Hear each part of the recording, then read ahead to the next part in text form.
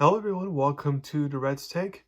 With the NBA season beginning this week, it's time to go over my preseason NBA predictions. Not only the regular season, but also my playoff predictions review. Who will win it all, in my opinion. I've been a little bit off the past couple of years, so hopefully this is the year I'm back on track. So let's get started. Before I get started to my rant, I will have this article of my NBA preview predictions posted on my LinkedIn page down to red. So please take a look at that to read more specific, in-depth analysis of each team if you're interested in that. But now let's start with my in-season predictions. Let's get started with the Eastern Conference.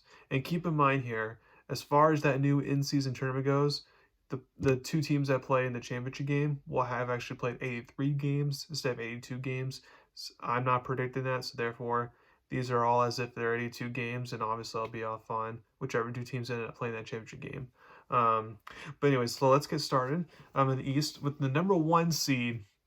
A lot of people expect Milwaukee or Boston. And then the playoffs, that's understandable. But however, the regular season is totally different, because there could be because for example, Boston lacks depth. So if there's an injury somewhere or whatever, then that can ruin things, or you just never know.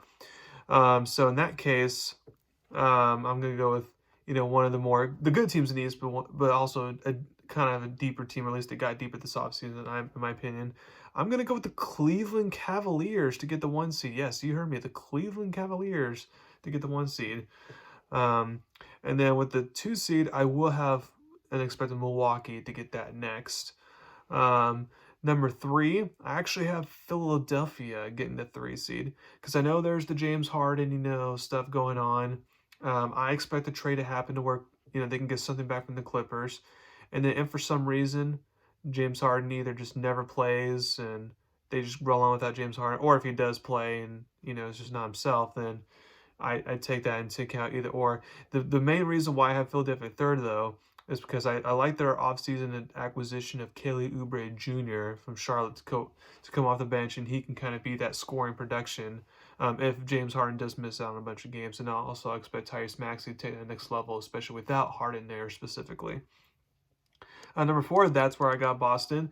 Again, I know they should be higher, but I just predict there's going to be some injuries along the way, to where, and again, since they're not deep, to where that may cost them a higher seed than they probably should have. Number five, I got the New York Knicks right in the same exact spot as last year. They basically bring everyone back, along with adding DiVincenzo, which is a good get. Number six, I got Miami. I know they haven't really made any big moves and all that. But I still like, Tyler Hero is going to come back from his injury, so expect scoring production there. Caleb Martin was kind of a unso here throughout the playoffs, so since he kind of came on late, I expect him to kind of continue that through the regular season. I just expect Miami to be a 6 seed. Now, the 7 seed and the first team to be in the play-in tournament, I have Brooklyn. Again, I like their team. I like their acquisitions, all that. But again, no superstar player. I know Mikal Bridges is a star now, but no superstar player, doesn't get them a top 4 or 5 seed in my opinion. But they could definitely be in the play-in tournament once again. And then 8 seed, I actually have Indiana here making an in-tournament season appearance, which Indiana hasn't been in the playoff picture the past couple years now. They finally potentially can be here as they're in the play-in tournament now. I like the addition of Obi Toppin. I love the addition of Bruce Brown. I thought those were good free agent acquisitions, and then I thought they had a pretty good draft as well. And then I expect players like Tyrese Halliburton to continue to get better. So I like Indiana there. Number 9, I got Atlanta. They basically bring everyone back from last year with the subtraction of John Collins. So I do feel like, at least offensively, that's gonna hurt a little bit there. And unless Atlanta makes a move, then it's just hard to think they're going to be that much better than they were last year. Then number 10 in the final play-in tournament spot. This one was kind of hard. I was deciding between two teams here. But I'm going to go with Orlando. I expect Paolo Banchero to take that next step. I like the guards that they drafted in the first round because they were defense-oriented guards, which the Magic desperately need because they weren't great defense last year. I expect Franz Wagner to continue to improve as well. I like the direction they're going. Which means number 11, I have Chicago. And the main reason I feel like I'm going that direction is because I feel like since Chicago's not going to clearly be a top 5 or 6 team, in my opinion, therefore they may decide to trade DeRozan, trade Levine, or whoever, and trade be sellers at the trade deadline, basically. Number 12, I got Charlotte. I expect them with LaMelo Ball being back this year, Miles Bridges being back this year. I expect them to be way better than they were last year. But again, I just they're not a great defensive team. I feel like they don't have the deepest roster out there, which could cost them a playing tournament spot. Number 13, I got Detroit. I expect them to be a little bit better than they were last year with Monty Williams now being the head coach and the good draft free agency acquisitions that they had and all that. I expect them to take a little step forward. Number 14, I got Toronto. Dennis Schroeder replaced him very heavily, and not much there. And otherwise, of course, Pascal Siakam's good. Scotty Barnes is fine. He's fine. But there's not a lot there. I feel like they'll be competitive early on in the season, but then especially at that trading down, I feel like it'd just be better for them to tank and start trading pieces away and stuff like that, which I think is going to happen. I don't know why they didn't do it earlier, but I think they will. They finally will be forced to do it. And the last but nice, I have a Washington at last in the East, but it's a fun last team. I feel like they'll be in a lot of interesting high shootout type of games there. Now we got the West. So then again, this is hard to predict the seeding here because it can go so many different ways here.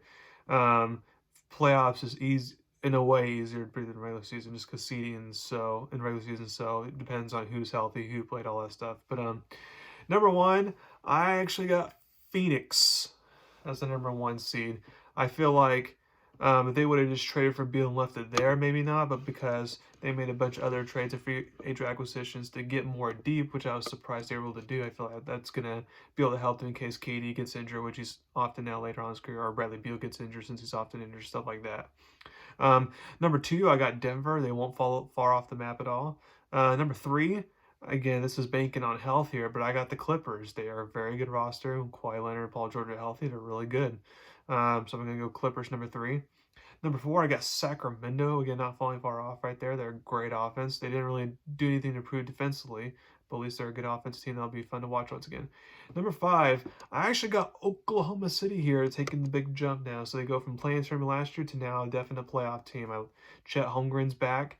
He didn't get to play at all last year during his rookie year, so that acquisition's going to be big. I expect Shea Gilgeous-Alexander to take that next step to be an MVP level candidate. I think they're a loaded deep roster. Number 6, I got the Lakers. Again, I expect AD to take nights off, LeBron, with his age, take nights off and all that stuff. It'll cost them a seeding spot, but the Lakers will be in the playoffs once again. Number 7, I got, and this is not the playing tournament spot, I got Minnesota as a 7th seed. Again, Karl-Anthony Towns was out for them a lot last year in the regular season. If he was healthy the whole year last year, then maybe Minnesota avoids the playing tournament altogether, and they're a definite playoff team. So I feel like because the West is so jumbled and won't maybe seem like that, but I do feel like Minnesota's going to be better than last year. And then number 8, for the playing tournament spot, I got Dallas. I feel like as long as Luka and Kyrie figure out that connection, I do feel like the free agency and draft acquisitions that they had will make them a way better defensive team than they were last year, which would be helpful. Number 9, I got Golden State again. We'll see how the Chris Paul thing works, and Draymond Green being out the first couple weeks of the season is not good at all. And again, I just feel like the lack of size is going to hurt them. Number 10, I got Memphis, mainly because John Morant's suspended for 25 games, and Steven Adams, it was announced recently he's going to be out the whole year, which is huge because they relied heavily on Tillman last year because Steven Adams was hurt all last year. So now they got to rely on Tillman once again. And then once they get Clark back, that'll be nice. But again, I just feel like the lack of depth there at center may hurt them. Number 11, New Orleans. Again, they easily could be a playoff team, but I'm just going to assume once again that Zion can't stay healthy. I know you can say something about other players like Kawhi Leonard, but I don't know. I don't think they're going to be. Zion's going to stay healthy. Number 12, I got Houston.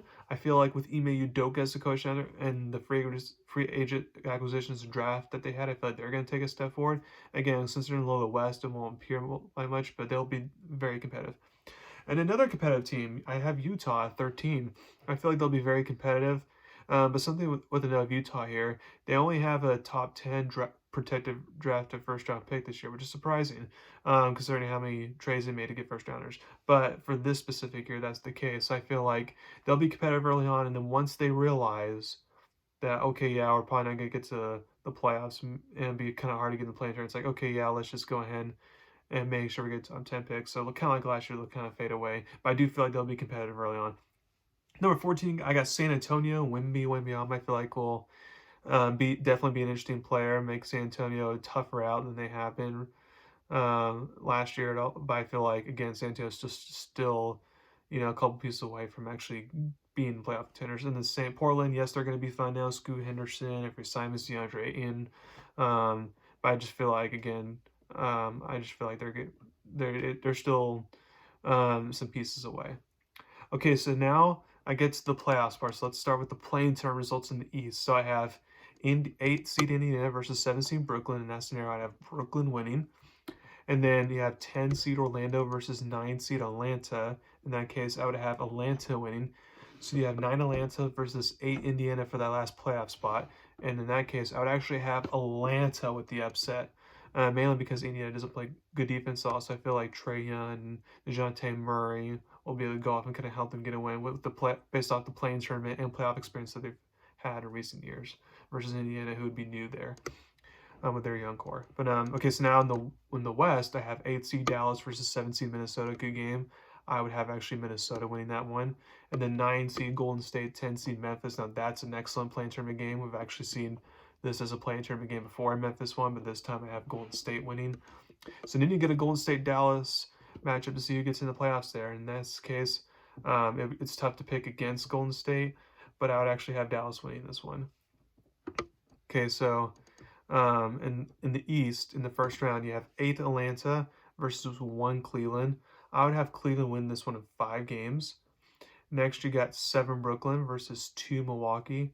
I would have Milwaukee win this series in 5 games, and maybe a sweep, but I think it's going to be 5 games. 6 Miami versus 3 Philly. I feel like this one can go a full 7-game series. But in the end, I just feel like Miami losing key players like a Gabe Vincent or Max Strus or something, I feel like it's going to be kind of the difference maker there. And I feel like Philly can get the first round win. Since Miami, I feel like won't have an answer for Embiid. And then 5 New York Knicks versus 4 Boston. I would have Boston winning this series in 5. So then in the East second round, you would have 4 Boston versus 1 Cleveland. Now this is where the upset happens, where I have Boston upsetting Cleveland here and I have Boston winning in 6 games. And then you got 3 Philadelphia versus 2 Milwaukee. A very interesting playoff series here with Embiid versus Giannis. But I would take Milwaukee to win this in 6 as well. So then in the Eastern Conference Finals, you have a classic Boston-Milwaukee matchup, good 7 games. But I would have Milwaukee this time winning all, and Damian Lillard is the difference maker here. Again, I like Boston. I like their starting 5. But I feel like the depth there will be another difference maker as well.